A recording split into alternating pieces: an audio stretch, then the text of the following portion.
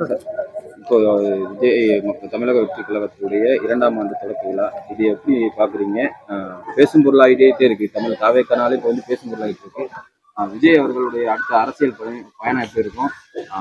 எப்படி தேர்தல் பணிகள் தொடங்குறது? எல்லாமே மக்களுக்கு ஒரு சந்தோஷத்தை கொடுக்குற இந்த மண்ணுக்கு தேவையான ஒரு ஆட்சி அமைக்கிறதுக்கான எல்லா வழியும் தான் தமிழக வெற்றி கழகமும் தமிழக வெற்றி கழக தலைவர் விஜய் அண்ணாவும் பண்ணிட்டு இருக்காங்க. பேசும் பொருள் நீங்க சொல்றது வந்து பேசும் பொருள் ஆனா தானே கழகம் வந்தா தானே தீர்வு கிடைக்கும்.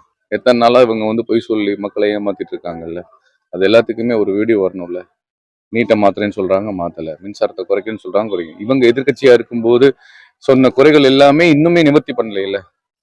அதனால மாற்றம் வேணும்னு நினைக்கிறவங்க, நேர்மையா அரசியல் செய்யணும்னு நினைக்கிறவங்க, அரசியல் தலைவர் வேணும்னு நினைக்கிறவங்க எல்லாருமே விஜய் நான் ஆதரிக்கிறாங்க. எந்த பக்கம் போனாலும் எங்களுக்கு மிகப்பெரிய ஒரு வரவேற்பு இருக்கு. 2026ல திமுக கூட்டணி உடையும் நிறைய பேர் வர இருக்கிறாங்கன்னு சொல்லி ஆதரவு பேசினாரு.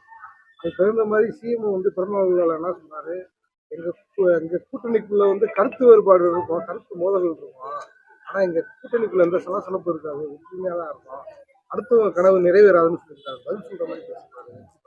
சார் இது எல்லாமே சொல்லுவாங்க sir, wait and see sir. இன்னும் நிறைய டைம் இருக்கு சார், நிறைய டைம் இருக்கு.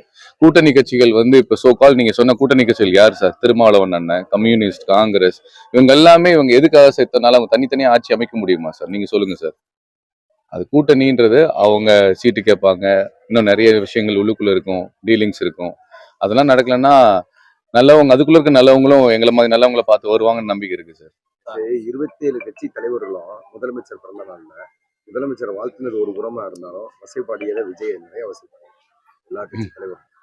இதுக்கு பதிலே இல்லை சார். எங்க தலைவர் என்ன சொல்லியிருக்காருன்னா, ஒரு விமர்சனத்துக்கு உண்மை இருந்தால் அதுக்கு பதில் சொல்லுங்க, அப்போ கூட டீசெண்டா பதில் சொல்லுங்கன்னு தான் சொல்லியிருக்காரு. இவங்க விமர்சனத்துக்குலாம் பதில் சொல்லணும்னு அவசியமே இல்லை சார். ஏன்னா முதல்வரை சந்தோஷப்படுத்தணுன்றதுக்காக வாய்க்கு வந்தது அவங்க பேசுறாங்க. நாங்க தப்பு பண்றவங்கள சுட்டி காமிக்கிறதுக்காக சில விஷயங்களை பாசிசம் இன்னும் பாயசம் சொல்லிட்டு இருக்கோம். ஸோ எங்க மேல நாங்க இன்னும் ஆட்சிக்கே வரல. எங்களை என்ன குற்றச்சாட்டு நீங்க வைப்பீங்க? எங்களை பயமுறுத்துவீங்க, எங்களை அவமானப்படுத்துவீங்க, இல்ல எங்களை வந்து ட்ரோல் பண்ணுவீங்க, இல்ல உங்க ஆட்சி பலத்தை வச்சு ஏதாவது ஒண்ணு பண்ணுவீங்க. அதெல்லாம் விஜய் அண்ணா கிட்ட ஒண்ணுமே பலிக்காது சார். அதே மாதிரி தமிழிசை வந்து அதாவது போஸ்டர் அடிச்சு திரைப்படத்துக்கு போஸ்டர் அடிச்சவங்க ஆட்சிக்கு வரும்போது மக்களால் விரட்டி அடிச்சு மீண்டும் போஸ்டர் அடிச்சு அவர் நடிகராகவே போவார்ன்ற மாதிரி தமிழிசை சார். அதான் சார், இந்த விமர்சனத்துக்கு நீங்க பதில் சொன்ன அவசியமே இல்லை சார். அவங்க கட்சியை வளர்க்கறதுக்கும் அவங்க கட்சியை வந்து முன்னேற்றத்துக்கும் அடுத்தவங்களை வந்து எப்படியாவது வீழ்த்தணும் தான் நினைப்பாங்க. இது சாதாரண ஒரு விஷயம். ஆனா இது அரசியல் பணின்றதை மறந்துடுறாங்க. ஏன் ஒரு கட்சி வந்து அவங்க மட்டும்தான் கடைசி வரை இருக்கணுமா? நீங்க இருக்கணும்னு நினைச்சீங்கன்னா மக்களுக்கு நல்லது பண்ண நீங்க இருக்கவே தேவையில்லையே, இப்படி விமர்சனம் பண்ண தேவையே இல்லையே. நான் சொல்றது புரியுதுங்களா? நீங்க இத்தனை வருஷமா 75 வருஷமா இருக்கீங்க ஒரு கட்சி. திமுக, பிஜேபி இருக்கு, பல வருஷமா இருக்கு, ஏடிஎம்கே இருக்கு. நீங்க மக்களுக்கு நல்லது பண்ணா எதுக்கு போட்டி வருது? சிங்கிளா ஜெயிக்கலாமே. இப்ப இங்க மக்கள் சந்தோஷமா இருக்காங்களா? நீங்க சொல்லுங்க.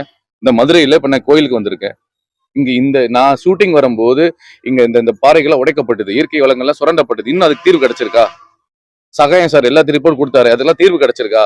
இந்த ஊர் மக்களுக்கு நிறைவேற்றப்பட வேண்டிய விஷயங்கள் அப்படியே குளத்தை திருப்புங்க, இங்க சுத்தம் பண்ணிருக்காங்களா பாருங்க, எவ்வளவு அசுத்தமா இருக்கு பாருங்க. அதனால திருத்தப்பட வேண்டிய, தீர்க்கப்பட வேண்டிய விஷயங்கள் தமிழ்நாட்டில் நிறைய இருக்கு. மக்கள் பிரச்சனை நிறைய இருக்கு. விவசாய பிரச்சனையா இருக்கட்டும், மின்சார பிரச்சனையா இருக்கும், ஆசிரியர்கள் பிரச்சனை நிறைய இருக்கு சார். ஸோ கோயிலுக்கு வந்திருக்கேன், நீங்க வந்த மரியாதைக்காக உங்களுக்கு பதில் சொல்றேன், நிறைய பேச வேணாம். ஒரே ஒரு வேண்டுகோள், ஊடகவியாளர்கள் நீங்க உண்மையை எடுத்து மக்களுக்கு சொல்லுங்க. அது நாங்க தவறு செய்தாலும் நீங்க சொல்லுங்க, வரவேற்கிறோம். இறுதியா ஒரு கேள்வி, தமிழக வெற்றி கழகத்திற்கு அதிமுகவுக்கு தொடர்ச்சியா அழைப்பு வருதுன்னு சொல்றாங்க, சீட்டு ஒதுக்கீடு தரோன்ற மாதிரிலாம் சொல்றாங்க. வரக்கூடிய இல்ல சார், நான் கவனிய சரியா புரியல. 2026 தேர்தலில் அதிமுகவோட கூட்டணிக்கு தொடர்ச்சியா வந்து தாவேக்காவுக்கு அழைப்பு விடுறதா வந்து ஒரு பக்கம் சொல்லிட்டு இருக்காங்க. அது எதுவும் உண்மையா? அப்படி அழைப்பு விடும் பட்சத்தில் அதிமுகவோட கூட்டணி இருக்கும். சரி, இதுக்கு எல்லாத்துக்குமே வியூ சார். இதுல அவங்க ஒப்பீனியன் சொல்லுவாங்க. சில பேருக்கு ஆசை இருக்கும், இப்படி போய் சேரலாம், ஜெயிக்கலான் இருக்கலாம். அதனால இதுக்கு எல்லாத்துக்குமே இப்ப பதில் சொல்றது சரியா இருக்காது சார். அதனால இந்த கடவுள் நரசிங்க பெருமாள் கோயில் வந்து ரொம்ப ரொம்ப ரொம்ப உங்களுக்கு தெரியும் எவ்வளவு பவர்ஃபுல்லான கோயில். நான் இங்கேயும் வந்து அண்ணனுக்காகவும் வெற்றி கழகத்துக்காகவும் நான் ப்ரேயர் பண்ண வந்திருக்கேன். ஒரே ஒரு சான்று சொல்றேன், இது எங்க அம்மா இத்தனை வருஷமா ஒரே கட்சிக்கு தான் நான் சாகர வரை ஓட்டு போடுவேன்னு சொல்லிச்சு. எங்க அம்மாவே மாறிடுச்சு. நான் பல முறை சண்டை போட்டிருக்கேன், நான் முடியாது, நான் ஒரு கட்சிக்கு தான் ஓட்டு போடுவேன்னு சொல்லிச்சு. நான் இருங்க இது மக்கள் நம்ப மாட்டாங்க நம்ம அம்மான்றனால. எங்க அம்மா இப்ப மாத்தி போறேன்னு இருக்காங்க, உண்மை. இது ஒரு சான்று மாதிரி, இது ஒரு சான்று, இந்த மாதிரி 1000 சான்று இருக்கு. அதனால தமிழக வெற்றி கழகத்தை மக்கள் எதிர்நோக்கி இருக்காங்க. மொத்தமா தலைவர் விஜய் வரணும்னு சொல்லிட்டு நிறைய பேர் விரும்புறாங்க.